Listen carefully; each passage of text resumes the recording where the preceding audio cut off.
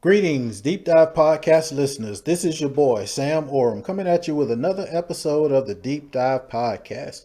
Man, is it just me or does it seem like time is speeding up? I mean, like, it doesn't seem like I have enough hours in the day anymore. Days are going by quickly, weeks and even years are going by quickly. I don't know. Maybe it's just me.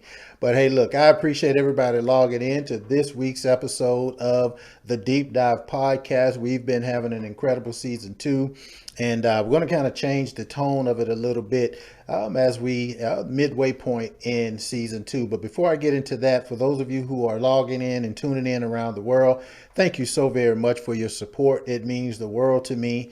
The podcast has been growing by leaps and bounds over the past couple of seasons, and I have a smile on my face for those of you who are checking this out on YouTube. But, I'm so excited to be able to share our messages, or my message of empowerment and entertainment. We've had some great guests thus far this season.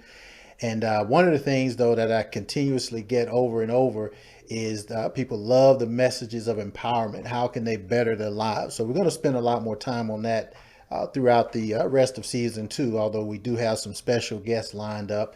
If you haven't already liked, subscribed, downloaded, and shared the previous podcast, please do me a favor and do that for me. That helps us a lot in terms of our algorithms and what we need to do to expand the podcast. So, go to any of the podcast platforms that you subscribe to, whether it's Amazon or Google or Spotify, whatever it may be, and just like the podcast, download them, share them with your friends. I think the messages are very, very important.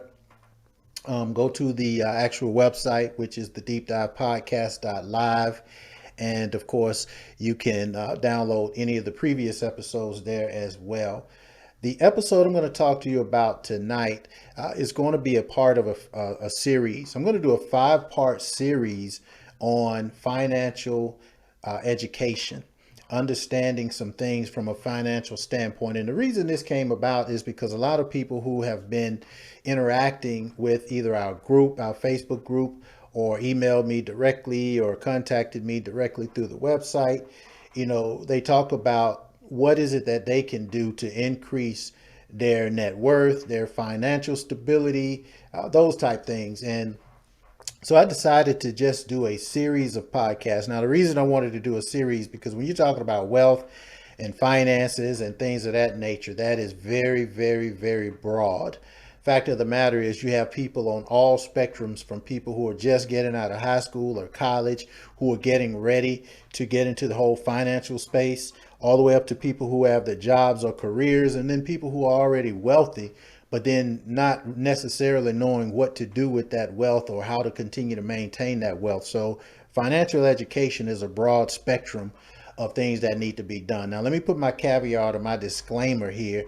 I'm not a financial or accounting expert. I'm not a CPA. I don't have any kind of qualifications of that nature. But what I am is someone just sharing my opinion through either my own personal research or my own personal experiences. I've been doing business at the highest level for many, many years now. I don't tell you how many, because then you try to guess my age. So, but anyway, I have 8 companies that I own now. And in order to do that and to maintain 8 companies and do all these other things, there had to be some fundamentals in place in order to make those companies thrive, and to be able to be in business for so long as I have been with so many different companies. And so I want to share some of the fundamentals that I have known to work and that were extremely important for me building businesses. And I think if you get even these fundamentals, you'll have an opportunity to build your company, your personal income, your personal wealth, business wealth, whatever it is that you're looking to do. You'll be able to do that, but you have to have the fundamentals. I remember when I first started out in business, my business partner and I, we were making so much money in the beginning. And I'm not saying that like to impress anybody, but here's the thing.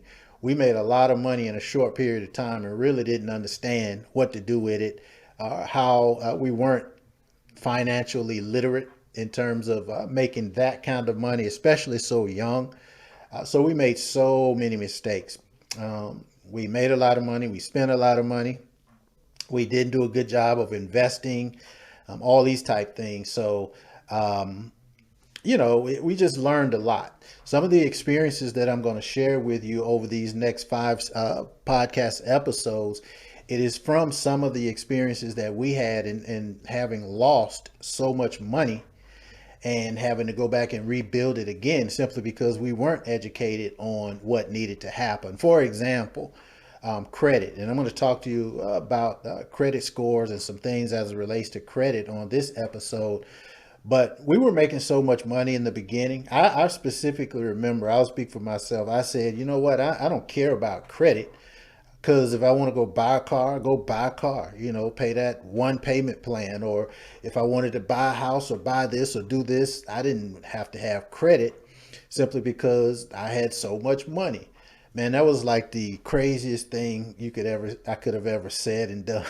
That was so crazy. I didn't understand then, like I understand now, that in order to acquire wealth, maintain wealth, and grow wealth, you have to leverage your money. You have to leverage the actual monies and your actual resources. And there's no better way to leverage that than credit. And I didn't understand that. I didn't care that I had a bad credit score. I didn't care that, I didn't care about credit. I was just, rebellious in that regard. But then when I started to understand and it was time to get big ticket items, like if you want to invest in, let's just say a small apartment complex or duplex home or any kind of real estate or things of that nature, then from the concept that I had in my head, I had to go out and buy these properties, or I had to buy this or buy this land or buy this duplex just cash. You know why? Because I was so crazy in not understanding the leverage that is credit. Well, over the past many years now, I understand, how to leverage. I understand the importance of leveraging your resources and understanding your credit. What I'm going to talk to you tonight, in part one of this 5-part series, I'm going to talk to you a little bit about your credit scores. And I may mix some of these things in over the next 5 weeks so that they'll make sense to you. But I want to start out with the credit scores because so many people have just different concepts of what the credit score is and how to use that to your advantage. Most of you probably know right now there are three major credit reporting bureaus, three credit bureaus. That's Equifax, Experian, and TransUnion. And for the most part, these are the three biggest providers of credit information. And what they do is actually they have something called your FICO scores. I'm sure, most of you have heard of that, the FICO score. And these scores are designed to just kind of give them a snapshot of your credit worthiness. Now, for those of you who may not know what the FICO is, it's actually, there were some two gentlemen that actually created this FICO scoring system. There's a guy by the name of Bill Fair and a guy by the name of Earl Isaac. And they actually created this system. I'll call it an algorithm for lack of better words, but they created this system. I think it was in the 1950s that they created this system of really showing people, or lenders, if you will, the credit worthiness of individuals. Now, think about that for a second. You got two guys, Bill Fair, Earl Isaac. They come up with this concept to say that, Sam Oram is worthy of getting credit or Sam Oram is not worthy of getting credit. That's crazy to me. A lot of people think the FICO system and the FICO scores that was developed or some type of government adjudication entity, but it's not. It's from two individuals in the private sector that actually created this model. FICO, it actually stands for Fair Isaac Corporation. Now, that's the name of the company. That's what the acronym is, FICO, Fair Isaac Corporation. But these individuals, long story short, they created this system of scoring. And then in the early to mid 80s, I think it was, The credit bureaus, Equifax, Experian, and TransUnion, they adopted this particular platform, this system, to again adjudicate how worthy a person was in terms of getting credit. I can't say it enough. I know you hear me stumbling over my words because I'm trying to be politically correct because this podcast is being generated all over the world. So I don't want to say the wrong thing, but I will say this. You know, how dare a system or a computer or two businessmen put together something to determine how worthy I am as an individual to have credit. I understand the game, and I'm sure you do as well. But at the end of the day, it has to be more than that.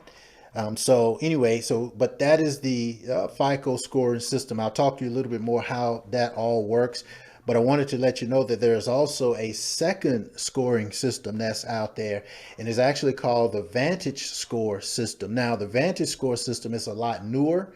It was actually created by the three bureaus, Equifax, Experian, and TransUnion. And it's a lot less stringent or difficult in terms of their scoring system and process. Now, why am I sharing with you and talking about the differences between the two? Here's the key point in talking about the FICO and the Vantage Score system. A lot of you, a lot of people, a lot of us, and I'm included in that,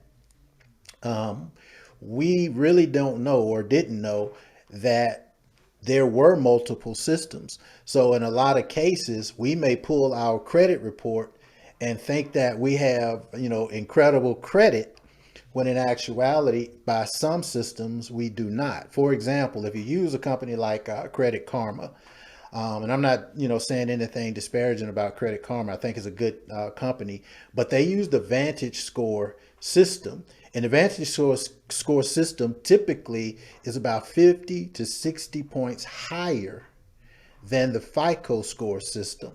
Let me say that again. The Vantage Score system, which Credit Karma and so many other entities use, is about 50 to 60 points higher than the FICO scoring system. So let me just give you an example, and numbers aside, but just for simplicity's sake, let's just say you have a 600 credit score on FICO.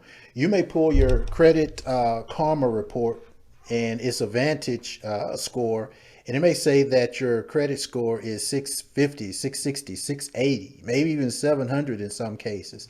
Now, how do you go from a 600 on a FICO score to a 650 or 660 on a Vantage scoring system? It's because they score it totally differently. Here's the key thing that you want to understand. You got to understand this. Most lending institutions, banks, auto loan places, mortgage places, most of them use the FICO scoring system, which is a lot more difficult and a lot lower than the Vantage scoring system. Okay, I want you to get that. It's a lot lower. So you may pull your credit report and you get excited because you're pulling it on Credit Karma or something like that, and it says 650, 680, and you're excited because you've crossed a certain threshold, from poor to fair or fair to good or whatever it may be, and you're thinking, okay, I'm doing great. You are doing great. However, that may not be where the lending institution is pulling your information from. They may be pulling it from the FICO score. So you have to understand that, and you have to understand the differences between the two. You even have to qualify to even have a credit score. Now, those qualifications are relatively simple, but you need to know this, especially if you're just starting out. Again, for me, I didn't know some of these things. Not everyone is eligible to even have a credit score. In order to have a FICO score that will register, in these systems, there's a little criteria that has to take place. You have to have something that's called trade lines on your credit report. Now, what's a trade line? It could be a credit card, it could be a loan, it could be a line of credit, but any of those things are called trade lines, okay? And they need to be at least 6 months old before they report it on your FICO score. So any kind of trade line, if you got a credit card, if you got an auto loan, if you got a mortgage, those are a line of credit. Those would qualify you to now create a credit score. Qualifying for the Vantage score is a lot easier. Your credit report just simply needs to show just one trade line, regardless of the age of that account. All they have to do is show one trade line. So even at that, looking at the differences between those two, with the FICO, there are a few more, qualifications to even register a FICO score. And then the Vantage scoring system is very, very simple. One trade line, a credit card, whatever it may be, no age on that particular trade line. You just have to have it there, and bam. Now there are some companies out there like Experian, which is one of those bureaus. They have something called Experian Boost that will help you increase your credit number just by attaching some of your bills or utilities or payments like Netflix and things of that nature. Just by attaching that to your Experian report, then it'll boost your credit score. Here's my take on this, and this is just my personal opinion, guys. And I don't use anything like Experian Boost because for me, they ask for too much information. They want to connect to your bank accounts. They want to know, see your utility and see this and all of this other kind of stuff. Now, this may be just the conspiracy theorist in me, but I'm not trying to give the cyber world more information. I'm trying to give them as least as possible. I'm trying not to share as much information as possible. So when a company like Experian and Experian Boost say, we'll need to connect to your bank account, or you connect this account to see, your utility bills or your payment here, or connect this card. You do your own research, by the way, guys. I don't want to make any, blanket statements or false statements, because I ain't trying to get sued by these people. I ain't got time to be. So do your own research, but I'm telling you what I know. But for me, I don't want to do that. I don't even use it. I would rather take a little more time to build it organically than to try to take a shortcut just to boost my score 10 or 15 points. And then they always tell you, every one of these lending institutions, when you have to give them your information, they always tell you, we're not going to share your information. We're not going to sell your information to any third party. We're just going to use it for our internal use. BS. That's BS. I don't believe it for 1 second. I think they're not only using it, but they're selling it and doing whatever. But again, it's just my opinion. I could be wrong. Somebody's probably listening that works at one of these institutions, and they probably want to challenge me on some of this information and the notions that I'm sharing. But just come with facts. Don't come with any fluff, because I'll rip you apart. But anyway, need I digress. So when you have these kinds of companies, you want to be careful in how you do it. You want to do it organically. And although, the Vantage score system is new, it's been around only about 15, 16 years or something like that.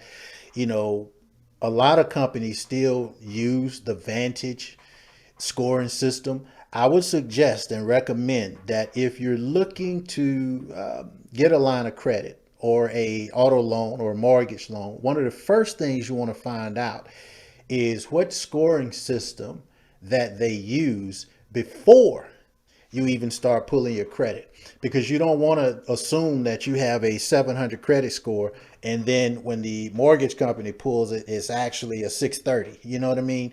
You want to make sure that you're educated on what's going on with your system before you start to apply for credit or any kind of loans or mortgages or whatever it may be. But here's a rule of thumb, just to be on the safe side. Just remember this: as of right now, as of this recording, about 90% of the lending institutions still use the FICO scoring system. About 90%. So what I would do is I would always, check my FICO score. Okay, I would check my FICO score. And then anything else, it would be better. So let's just say you're looking at your FICO score and you see it says, 700, but somebody else may be using the Vantage system, Vantage scoring system, and it may say 750. Well, great. They just send a better snapshot of what you have. But I would tend to use the FICO scoring system, seeing as though 90% of the institutions still use the FICO scoring system anyway. Okay. Now, one thing you want to understand too is one of the things, or some of the things that actually hurt your credit score, that can bring them down that a lot of people don't understand or realize. And, for example, what they call inquiries, credit inquiries. And what is an inquiry? I'm trying to say that word slow because some people say inquiries, some people say inquiries. I'm a country boy. I get tongue tied, and so I have to slow down to say inquiries because I'll say it all wrong. But whether you say inquiries or inquiries, whatever you call them, but that's basically when someone is pulling your credit report. They may have an inquiry on your credit report, and those inquiries, each one of them can lower your credit score significantly if you keep pulling them more and more and more. Here's what you want to do if you're talking to someone about your credit and they want to, get some credit information. Please, please, please understand this. Ask them up front. Are you doing a soft pull or are you doing a hard pull? Now, the difference is if they're doing a soft pull of your credit report, that means they're taking a look at it or a snapshot, but it's not going to report on your credit report as an inquiry. Okay, it's just a soft pull. They're just looking for certain information. It's not going to affect your credit at all. It's not going to appear on your credit report as an inquiry. If they say they're doing a hard credit pull, then they absolutely will have an inquiry on your credit report and it will reduce your credit score. So be very, very careful in terms of understanding the difference between a soft pull and a hard pull. You can't just let people, you go to an auto dealership and you go to 10 different auto dealerships to get a loan and all 10 of them pull a hard credit pull, a hard inquiry on your report. And what happens is that 600, that 630 credit score that you had may go down to 600 because you had all of these inquiries from these people who have pulled a hard credit pull on your report. So make sure you understand the difference between a soft pull and a hard pull on your credit report. Those inquiries are very, very important.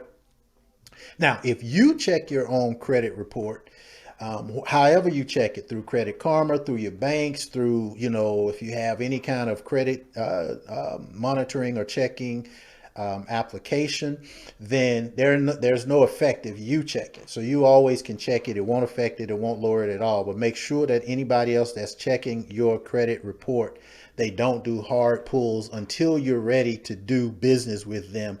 And then you want to keep that at a minimum, one pull for whatever entity that you are applying for credit, because these things can stay on your credit report, upwards of a year, some 2 years, I think. So you want to make sure that they're not just haphazardly pulling your credit and lowering your score.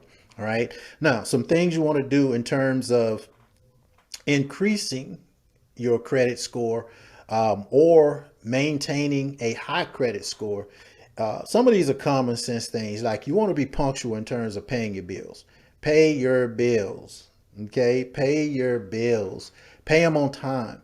If you have the means, you want to put these bills on auto pay. You want to put them on auto pay so that the payment will come out every single month. Now, in a perfect world, let's just say your bills per month, and I'm just throwing out some numbers, come to $5,000 per month. In a perfect world, you would take at the beginning of the month from your income account and put it into your bill account, $5,000 on the first day of the month, and just let all of your bills automatically debit out throughout the month. You got $5,000 worth of bills. You put the $5,000 over there and just let it automatically debit out every month on auto pay. I do understand everybody may not have the means or the wherewithal to do that, but that should be your goal. One of these series episodes, I'm going to talk to you about why that's important and how to make that happen. But in the meantime, that should be your goal if you're not already doing it, or if you have the means to do it, by all means, go ahead and do it. It'll make your life so much easier and so much simpler to do that. Okay. The other thing you want to do is check your credit report regularly. So many things change on your credit report. They have misinformation, stuff that may needs to be updated. You want to check your credit report regularly so to make sure that it's accurate, and there's some things that may be on it that you can attack to get those things off of your credit report. That's very important. So check your credit report frequently. Understand how to manage your debt. Now, I'm not going to get into the detail on that in this episode, but one of the next 4 episodes, we are going to talk about managing your debt, because that's going to be extremely important. When I talked about people being able to, if your bills are $5,000, put $5,000 in there at the beginning of the month and let it all debit out. A lot of people can't do that. That's because you're not managing your debt properly. My mom, I thought she coined this phrase, robbing Peter to pay Paul, but I found out a lot of mamas coin that phrase. And what that means is, you're always trying to maneuver your bills and your payments and things so that, I'll pay a little here, a little here. I take something from here and pay this. I got to pay this first, or this don't get turned off. And you just juggle, and you do that for so many years. It wasn't until we were able to increase our revenue, increase our income, that we could get away from robbing Peter to pay Paul. And you guys want to do the same thing. If you're not there right now, when we start talking about, education from a standpoint of making money, you want to be able to tune into those episodes as well, because if you don't have the means to just have your bills automatically taken out right now, that's a lack of revenue. That's a lack of income, whether it's through your job or an opportunity or whatever it may be. And the only way to solve that is to increase the amount of money that comes in. So we're going to share with you what you need to do to increase your income so that these things will be seamless for you. Something else that you want to do to make sure your credit scores stay high, or to get them high, is to make sure that you monitor for, I said, inaccuracies, but also there's some things on your credit report that you can legitimately take care of that will raise your credit score almost instantaneously if you just take care of them. I'll give you an example from my own situation. This happened years ago, but I had an old cable, I think it was a cable bill or cable box or something like that. And I moved, and I didn't either pay the bill or pay the credit box. Sorry, not the credit box, the cable box. I can't remember, but either way, they put it on my credit report. And it was only like, I don't know, $50, $80, whatever it was, but it was on my credit report. And me, again, here I am with this rebellious mentality. I'm like, well, okay, I'm not fooling with them. This was Comcast cable back in the day. I don't even know if they're still in existence. But I'm like, I don't care, I don't know what a box is. It's on my credit report already. I'm not even dealing with it, whatever. Guys, it was just $50, whatever it was. And once I started understanding this whole credit game, like, you know what, let me just go and get this thing taken off my credit, because I didn't know, man, just that $50 Comcast bill that was on my credit report, it had an effect, at least 10 or 15 points on my credit score. I couldn't believe it. And once it was taken care of and all this other kind of stuff, and, it raised my credit score. You want to look at things like that. Again, I'm going to talk about that in an upcoming episode in more specifics, how you want to break that down and attack those things. But it's very important for you to understand and just realize that all the simple things are important in terms of your overall credit health. One other thing I want to talk to you about, and we'll end this episode because I wanted to keep these short since it's going to be 5 in the series. I wanted to keep this short, but something that's very, very prevalent today is identity theft. It is rampant. It is literally going crazy. People have found so many creative ways. It was a report on NBC News. This had to be like 2 or 3 days ago. I wish I would have recorded it, but they were talking about, how people's identities have been stolen, and, what's going on with people's identity and things of that nature. Guys, you have to monitor your credit report for identity theft. We talked about inaccuracies, but these things can destroy your life. It can absolutely destroy your life.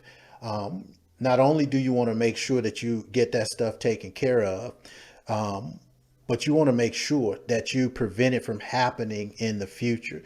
Now I'm gonna share something with you, and I don't usually do this, but this is kind of like a shameless plug. But bear with me because this is important. This is an empowerment podcast episode, so you do need to understand the truth of the matter. One of my companies, it deals with identity protection.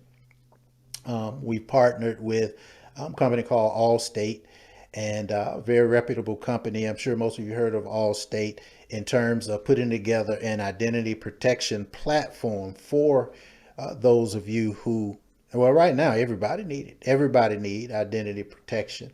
Our plan, not only does it help you in terms of monitoring your credit in all three of these bureaus, it monitors the dark web. As a matter of fact, this NBC episode, it talked about how some people's stuff was being transferred through the dark web. Our product actually monitors the dark web.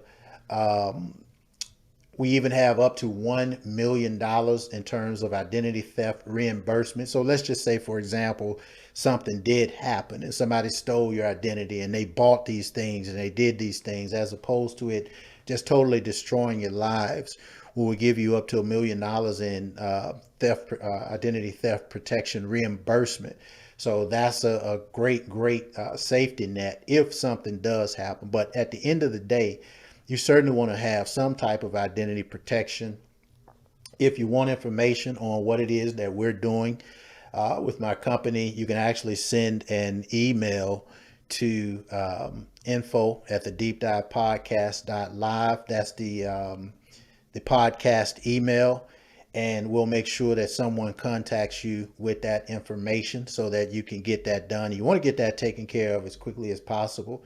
I think people had there was some income tax fraud going on with some of these people who got their identity stolen and all of these things, guys. I think going forward, identity protection as a product should be something that everybody have, and you need it for the rest of your life. It's just like insurance. You just got to have it because it's too difficult to fix it once it's done. You want to be able to prevent it. I know with my product, my company's product with Allstate, anytime something happened, if I make a transaction or if I do something, it immediately alerts me, hey, look, did you open a bank account? Yeah, I did. Or did you make a large deposit? Yeah, I did. Or did you do this? It immediately lets me know, so that if anything shady is going on, I'll know immediately and can do something. That's very, very comforting to me. Our product also does social media monitoring in terms of, if there's some things going on that shouldn't be going on through your social media account. I had someone, it was a fake Facebook friend request. Now, it wasn't even a friend request. They sent me something. It was funny because it was from one of my attorneys. And it basically said something to the effect of, this was just last week, something to the effect of, hey, look, there's this good government business loan. I don't know if it was SBA or something to that effect. It's some kind of government loan that I think your company will be great for.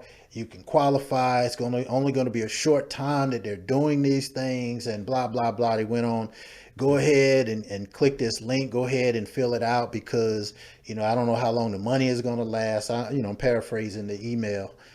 And then I'm looking at it, and the irony of it is this particular attorney of mine is actually working on some financial things for our company, in terms of acquisitions.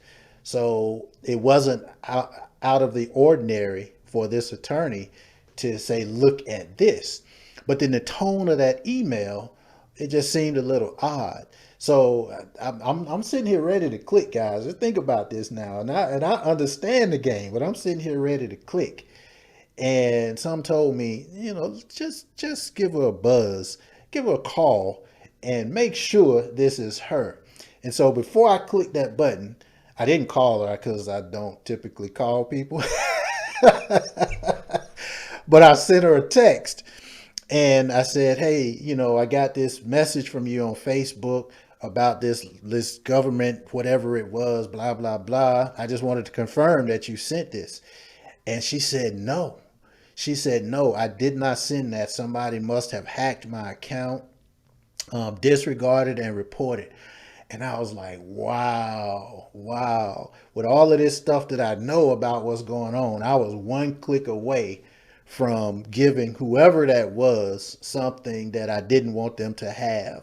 And, I reported it and all of this other kind of stuff. The moral of the story is this just happened to me like last week. People are out there.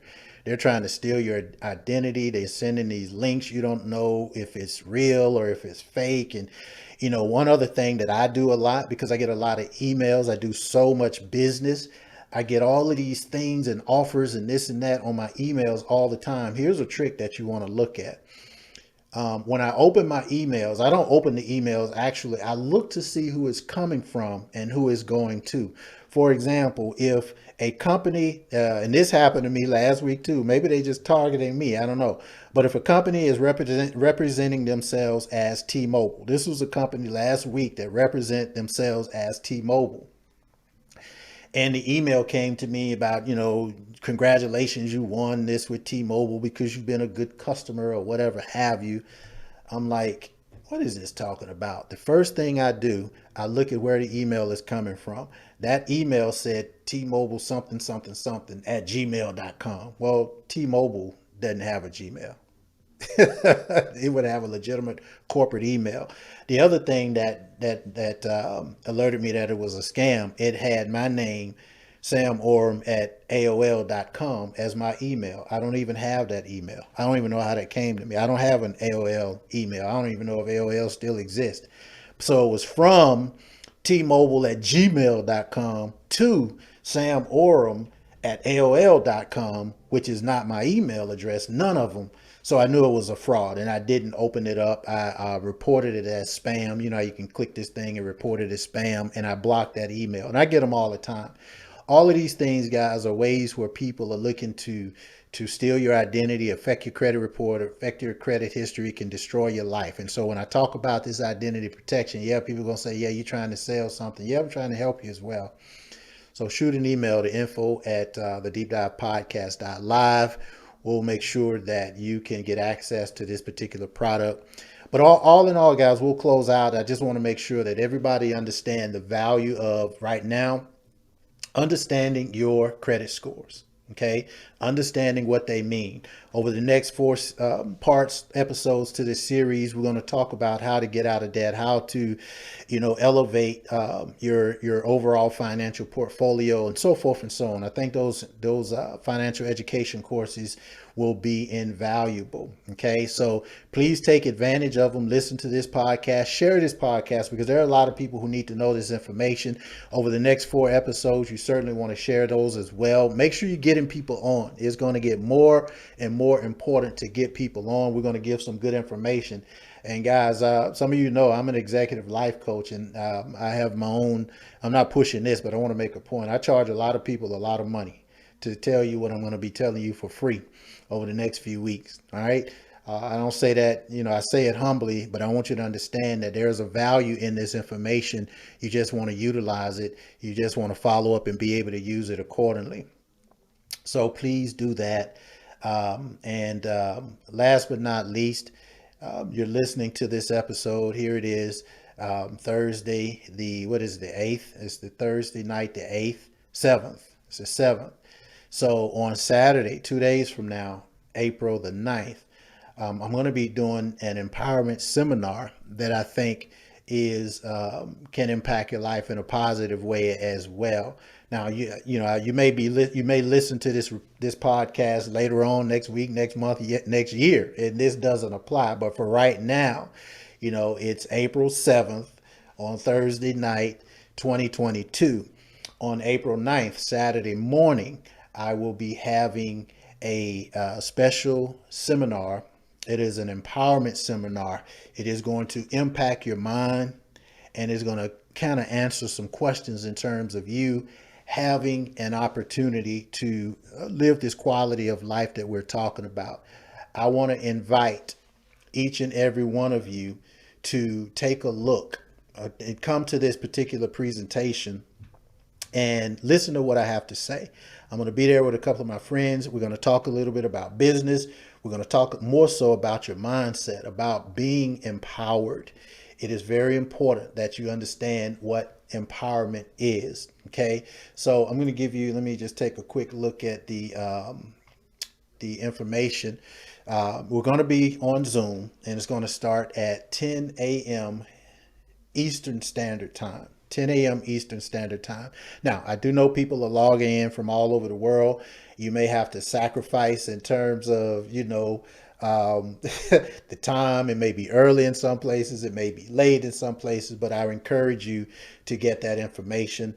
10 a.m. Eastern Standard Time. Let me get you the, I wasn't going to talk about this, so I wasn't prepared with the actual Zoom link. But what you can do is actually go to, here it is here. I'm just pulling it up on my computer. You can actually go to, let me get this for you. Just go to onevoiceworldwide.com. One Voice, the numeric one, VOICE, onevoiceworldwide.com. I'm sending you to the website, and then just go to events. You'll see it on April 9th. It's called the Build Your Future event. You'll register through Eventbrite. Get your registration in. It's free, guys. It's free to get this information. I'm going to be there with the COO and the president of my company. We're going to talk about empowerment. We're going to talk about some things. We're going to really set you up for success, from your mindset to your wallet, from your mindset to your bank account. So, again, I wasn't planning on talking about this, but it would be remiss if I didn't talk about it, because we're talking about financial education. We're talking about financial literacy. We're talking about building a long-term, strong financial portfolio. It only makes sense that you put all of the pieces together.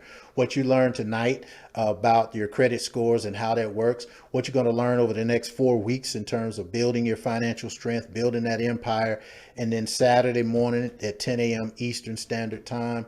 Again, go to onevoiceworldwide.com, click events, and you'll see the event on April 9th.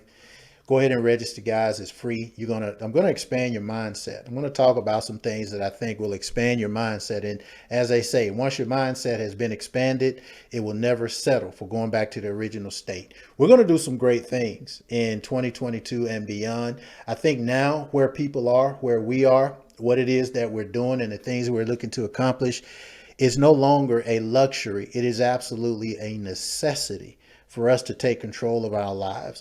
When you look at, food prices escalating, gas prices escalating, you got the war going on, you got all of these things that are fighting against you. You have to now become the masters of your fate and the captains of your soul. That means taking control of your financial situation. That means taking control of your household situation. You have to be the ones. You can no longer depend on family, friends, or the federal government to do the things that you need to have done in terms of securing your financial future. So I've kind of gotten off on a tangent here. So let me go ahead and close out. But look, guys, I appreciate everybody logging into this podcast. I'm excited about the next 4 episodes. I've been working and preparing on that to make sure that everybody gets all the information just based on some of the things that you told me you need. So continue to like, subscribe, download, follow, share this podcast, share this episode. Go to the deepdivepodcast.live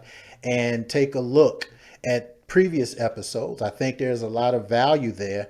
And also, if you wanted to see the video versions, we're on YouTube. It's the Deep Dive Podcast with Sam Orr. Make sure you put my name, because there are other Deep Dive podcasts in the universe. And let's have some fun together. Let's grow together. Let's entertain together. Let's look at everybody as if they have a sign on their chest saying, "Make me feel special." All right. So with that, guys, I appreciate every one of you who are tuning in all over the world. I don't take you for granted. I love you. I look forward to working with you, and I look forward to seeing you on the beaches of the world. God bless.